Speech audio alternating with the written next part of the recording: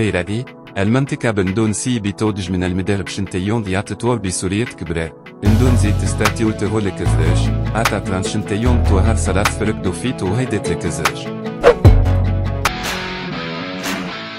오늘은 이제 우리가 시합에서 움직임을 가져가면서 선수들 제3자와 Ya, perkembangan timnas Indonesia di era Sintayong benar-benar mengerikan. Tak cuma dipuji karena bisa meloloskan 3 tim sekaligus ke Piala Asia, namun cara kepelatihan yang dilakukan Sintayong sangat berbeda dibandingkan pelatih-pelatih timnas terdahulu. Di era Sintayong, semuanya dilatih dari nol kembali. Di awal asuhan pelatih asal Korea Selatan itu, para pemain Indonesia dituntut untuk disiplin. Bahkan jika ada yang melanggar, Sintayong tak segan-segan untuk mencoretnya. Sintayong tak peduli jika pemain itu bagus sekalipun. Bagi seorang Sintayong, disiplin adalah nomor 1. Ya, bahkan di sela-sela latihan, Sintayong terlihat kesal kepada para pemain Indonesia yang sering lupakan hal yang diajarkan Sintayong. Menurut pelatih asal Korea Selatan itu, para pemain Indonesia sering lupa dengan instruksinya.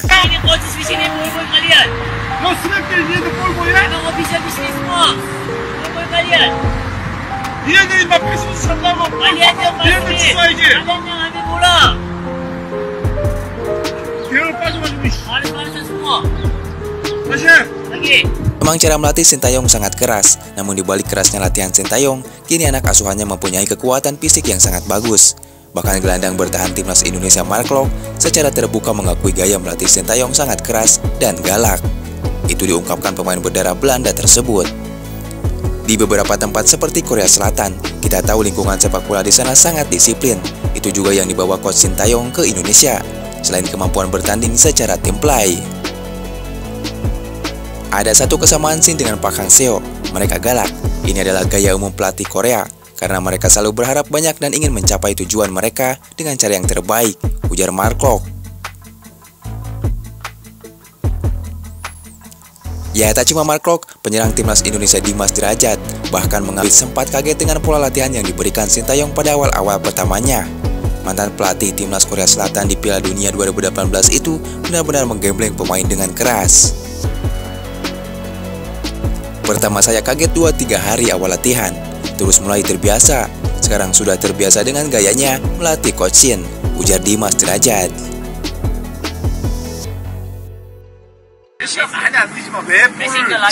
Tapi kenapa bisa dia jago main bola?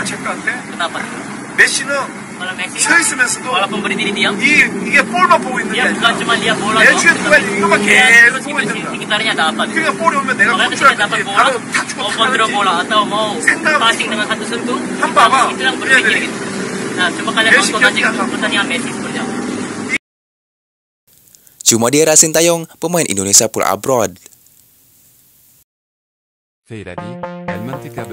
Ya, tak cuma cara melatihnya saja yang disorot media asing, namun cara pemilihan pemain yang dilakukan Sintayong sangat berbeda dengan pelatih-pelatih sebelumnya. Cara Sintayong lebih suka mengandalkan pemain abroad daripada pemain lokal. Terbukti, hampir semua pemain yang bermain di Piala Asia hampir pemain pull abroad. Ya, bahkan bisa dikatakan pemain abroad terbanyak yang pernah ada sepanjang sepak bola timnas Indonesia hanya di era Sintayong saja. Saat ini timnas Indonesia diperkuat 11 pemain abroad. Tak cuma itu saja, timnas Indonesia juga dinobatkan sebagai timnas dengan jumlah pemain abroad terbanyak di ASEAN.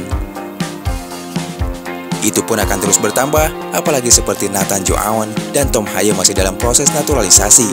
Saat ini Sintayong juga sedang menjalani pencarian pemain keturunan untuk posisi penyerang. Dipastikan di tahun 2024 ini, timnas Indonesia akan menjadi raja ASEAN.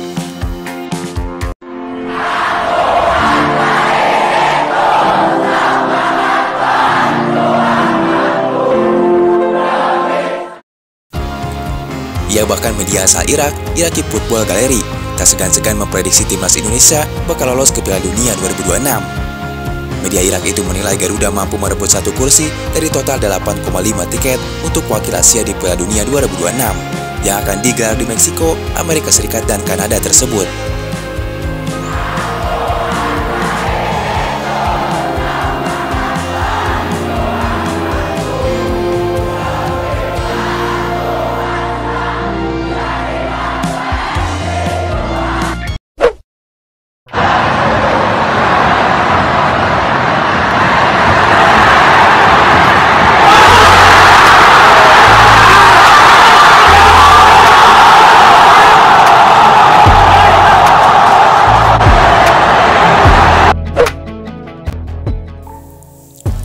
Jelas, Stadion Gelora Bung Karno adalah stadion paling menakutkan bagi lawan-lawan Indonesia. Suara gemuruh ribuan supporter Indonesia akan membuat semua lawan merinding.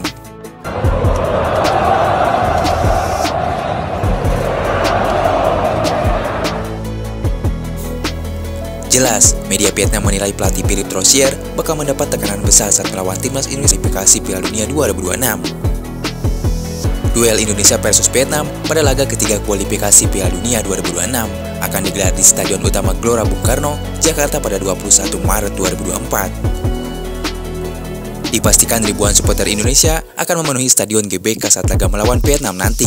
Jelas, media Vietnam menilai skuad arahan Troussier bakal mendapat kesulitan dan tekanan besar ketika harus bermain di hadapan puluhan ribu supporter tuan rumah. Gelora Bung Karno merupakan stadion terkenal dan memiliki salah satu kapasitas terbesar di Asia dengan 77.000 kursi.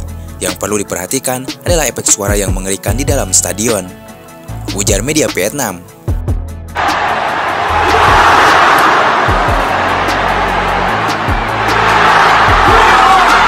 Media Vietnam itu menyebut teriakan yel-yel supporter Indonesia membuat lawan merinding ketika menghadapi Indonesia. Dengan antusiasme supporter tuan rumah, efek suara yang ada di GBK mampu memberikan tekanan yang besar dan membuat jera semua lawan yang berlaga di sana, ujar media Vietnam.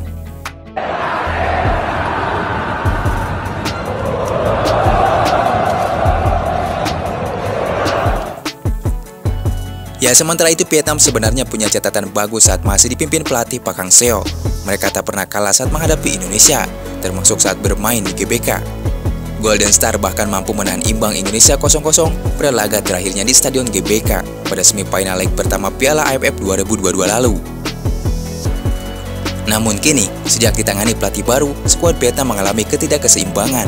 Sejak dilatih di bawah asuhan Philippe Troussier, Vietnam belum pernah menang melawan Indonesia.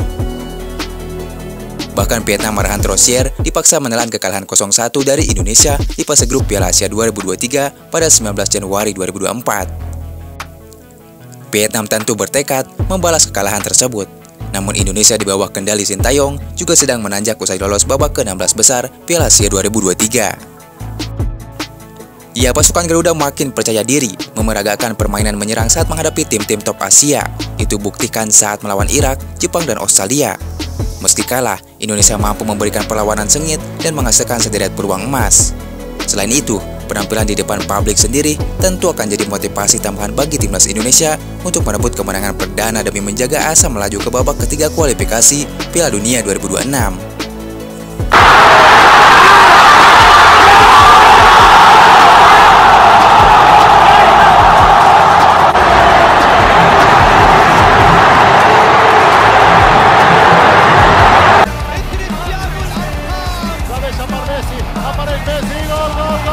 Akhirnya membuahkan hasil untuk Indonesia.